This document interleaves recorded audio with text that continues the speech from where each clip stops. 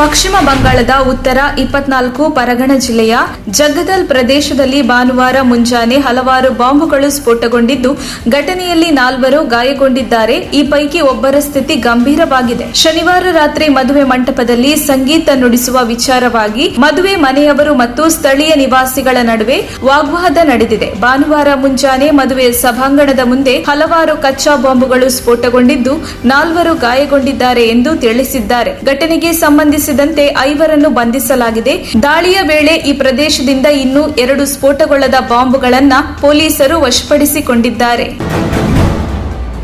ಕೇರಳದ ವಿಜಿಂಗಂನಲ್ಲಿ ಅದಾನಿ ಅಂತಾರಾಷ್ಟ್ರೀಯ ಬಂದರು ನಿರ್ಮಾಣದ ವಿರುದ್ಧ ವ್ಯಾಪಕ ಪ್ರತಿಭಟನೆ ನಡೆದಿದ್ದು, ಪ್ರತಿಭಟನಾ ನಿರತರು ತಮ್ಮವರ ಪೈಕಿ ಬಂಧನಗೊಳಗಾದ 5 ಮಂದಿಯನ್ನು ಬಿಡುಗಡೆ ಮಾಡುವಂತೆ ಆಗ್ರಹಿಸಿದ್ದಾರೆ. ಪ್ರತಿಭಟನಾಕಾರರು ಮತ್ತು ಪೊಲೀಸ್ ನಡುವೆ ನಡೆದ ಸಂಘರ್ಷದಲ್ಲಿ ಹೋರಾಟ ಹಿಂಸಾಚಾರಕ್ಕೆ ತಿರುಗಿದ್ದು 25 ಪೊಲೀಸರಿಗೆ ಗಾಯಗಳಾಗಿದೆ. ಬಂದರು ಯೋಜನೆಯನ್ನು ವಿರೋಧಿಸಿ ಕಳೆದ ತಿಂಗಳುಗಳಿಂದ ಪ್ರತಿಭಟನೆ ನಡೆಯುತ್ತಿದೆ. ಭಾನುವಾರದಂದು ನಡೆದ ಪ್ರತಿಭಟನೆಯ ವೇಳೆ ಹಿಂಸಾಚಾರಕ್ಕೆ ಸಂಬಂಧಿಸಿದಂತೆ ಕೇರಳ ಪೊಲೀಸರು 9 ಪ್ರಕರಣ ದಾಖಲಿಸಿದ್ದಾರೆ.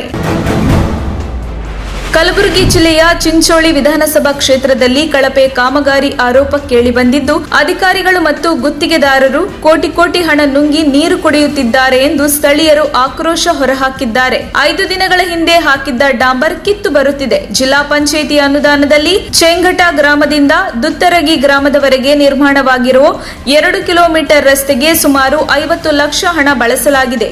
ಆದರೆ 5 ದಿನಕ್ಕೆ ರಸ್ತೆ ಹಾಳಾಗಿದ್ದು ಜನ ಕೆಂಡಾಮಂಡಲವಾಗಿದ್ದಾರೆ. ಗುತ್ತಿಗೆದಾರರು ಮತ್ತು ಅಧಿಕಾರಿಗಳ ವಿರುದ್ಧ ಕ್ರಮಕ್ಕೆ ಆಗ್ರಹಿಸಿದ್ದಾರೆ.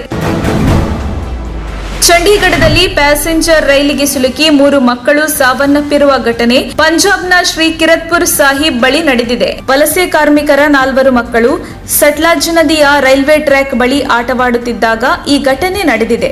3 ಮಕ್ಕಳು ಸಾವನ್ನಪ್ಪಿದರೆ 4ನೆಯ ಮಗು ಆಸ್ಪತ್ರೆಯಲ್ಲಿ ಚಿಕಿತ್ಸೆ ಪಡೆಯುತ್ತಿದೆ ಎಂದು ಪೊಲೀಸರು ಮಾಹಿತಿ ನೀಡಿದ್ದಾರೆ. ಬೆರ್ರಿ ಹಣ್ಣುಗಳನ್ನು ತಿನ್ನುವುದಕ್ಕಾಗಿ ಮಕ್ಕಳು ಇಲ್ಲಿಗೆ ಬಂದಿದ್ದರು. ಆದರೆ ರೈಲು ತಮ್ಮತ್ತ ಬರುತ್ತಿರುವುದು ಅವರಿಗೆ ಅರಿವಾಗಲಿಲ್ಲ ಎಂದು ಎಎಸ್ಐ ಜಿಆರ್ಪಿ ಜಿಗ್ವಿತ್ ಸಿಂಗ್ ಹೇಳಿದ್ದಾರೆ.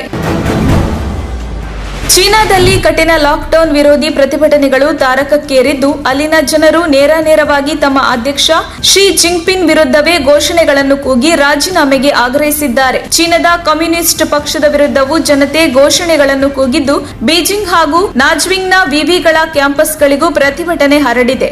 ಸಾವಿರಾರು ಮಂದಿ ಪ್ರತಿಭಟನಾಕಾರರು ಪೊಲೀಸರನ್ನು ಲೆಕ್ಕಿಸದೆ ಪ್ರತಿಭಟನೆ ನಡೆಸಿದ್ದಾರೆ. ಪ್ರತಿಭಟನೆಯ ವಿಡಿಯೋಗಳು ಸಾಮಾಜಿಕ ಜಾಲತಾಣಗಳಲ್ಲಿ ವೈರಲ್ ಆಗತೊಡಗಿದ್ದು, ಶಿ ಜಿನ್ಪಿಂಗ್ ಕೆಳಗಿಳಿಯಬೇಕು, ಕಮ್ಯುನಿಸ್ಟ್ ಪಕ್ಷ ಅಧಿಕಾರದಿಂದ ಕೆಳಗಿಳಿಯಬೇಕು ಎಂಬ ಘೋಷಣೆಗಳು ಮೊಳಗುತ್ತಿರುವುದು ಕೇಳಿಬಂದಿದೆ. ಚಿಕ್ಕಬಳ್ಳಾಪುರದಲ್ಲಿ ಸುದ್ದಿಗಾರರೊಂದಿಗೆ ಮಾತನಾಡಿದ ಕುಮಾರಸ್ವಾಮಿ ಬಿಜೆಪಿಯ ನೀತಿ ವಿರುದ್ಧ ಕಿಡಿಕಾರಿದ್ದಾರೆ. ಮಹಾರಾಷ್ಟ್ರದವರೆಗೆ ಮುಂದಿನ ಪಾರ್ಲಿಮೆಂಟ್ ಚುನಾವಣೆಗೆ ಈ ಗಡಿ ವಿಚಾರ ಬೇಕು. ಕರ್ನಾಟಕದಲ್ಲಿ 3.5 ವರ್ಷ ಅಧಿಕಾರ ನಡೆಸಿದ ಬಿಜೆಪಿಗೆ ಜನರ ಬಳಿ ಹೋಗಲು ವಿಷಯಾಧಾರಿತ ಸರಕು ಇಲ್ಲ. ಹೀಗಾಗಿ ಗಡಿ ತಗಾದೆ ತೆಗೆಯುತ್ತಿದ್ದಾರೆ. ಏಕರೂಪ ನಾಗರಿಕ ಸಂಹಿತೆಯನ್ನ ಜಾರಿಗೆ ತರಲು ಹೊರಟಿರುವ ಬಿಜೆಪಿಗರೇ, ನಾವೆಲ್ಲರೂ ಭಾರತೀಯರೆಂದು ಹೇಳುತ್ತೀರಲ್ವೇ? ಹಾಗಿದ್ದರೆ ಬೆಳಗಾವಿ ಅಲ್ಲಿದ್ದರೇನು ಇಲ್ಲಿದ್ದರೇನು ಎಂದು ಹೇಳಿಬಿಡಿ ಎಂದು ಮಹಾರಾಷ್ಟ್ರ ಗಡಿ ವಿವಾದ ಕುರಿತು ಮಾಜಿ ಮುಖ್ಯಮಂತ್ರಿ ಎಚ್.ಡಿ. ಕುಮಾರಸ್ವಾಮಿ ಪ್ರತಿಕ್ರಿಯೆ ನೀಡಿದ್ದಾರೆ.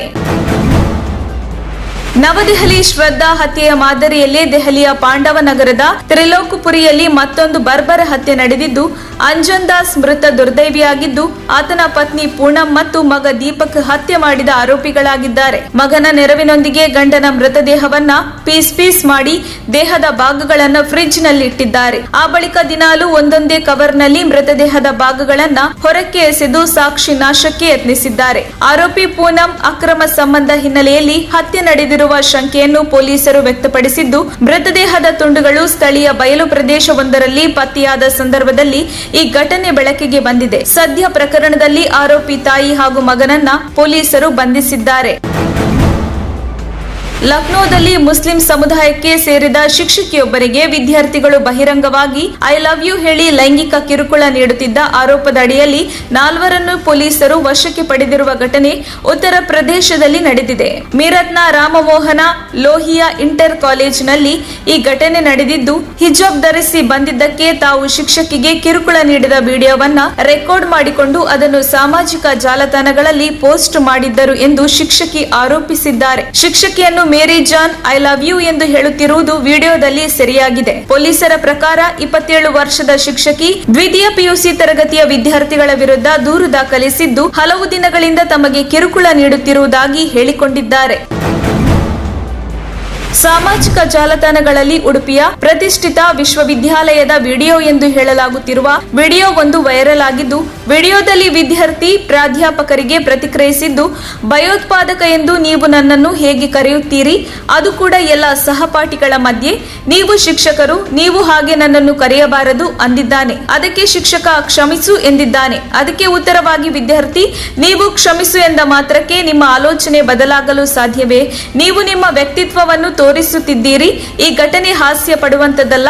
ಭಯೋತ್ಪಾದಕ ಕೃತ್ಯ ಹಾಸ್ಯಾಸ್ಪದವಲ್ಲ. ಮುಸ್ಲಿಮನಾಗಿ ಈ ರೀತಿಯ ಅನುಭವಿಸುತ್ತಿರುವುದು ಹಾಸ್ಯಾಸ್ಪದ ಅಲ್ಲ. ನೀವು ಇದೇ ರೀತಿ ನಿಮ್ಮ ಮಗನಿಗೆ ಹೇಳುತ್ತೀರಾ ಎಂದು ಪ್ರಶ್ನಿಸಿದ್ದಾನೆ. ಇದೀಗ ಟ್ವಿಟರ್ ನಲ್ಲಿ ಈ ಘಟನೆ ಪ್ರೊಫೆಸರ್ ಎಂಬ ಹ್ಯಾಶ್ ಟ್ಯಾಗ್ ನಲ್ಲಿ ಟ್ರೆಂಡ್ ಆಗಿದೆ.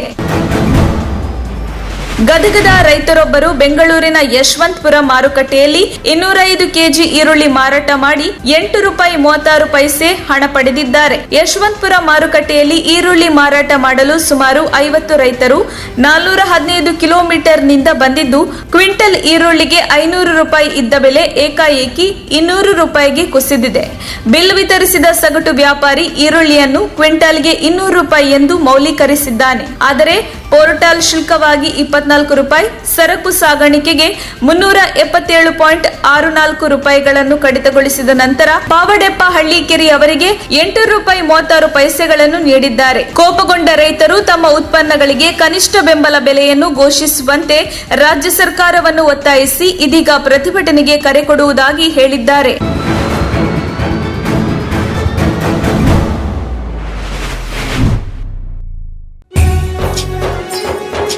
ನಿಮ್ಮ ಮೆಚ್ಚಿನ ನಮ್ಮ ತುಮಕೂರು ಮಾಧ್ಯಮ 1 ವರ್ಷ ಪೂರೈಸಿದ ಈ ಸಂದರ್ಭದಲ್ಲಿ ನಮ್ಮ ತುಮಕೂರು ಮಾಧ್ಯಮ ನಿಮಗೆ ಧನ್ಯವಾದಗಳನ್ನ ತಿಳಿಸುತ್ತದೆ ಮತ್ತು ನಿಮ್ಮ ಪ್ರೀತಿಗೆ ಸದಾ ಚಿರಋಣಿಯಾಗಿರುತ್ತದೆ.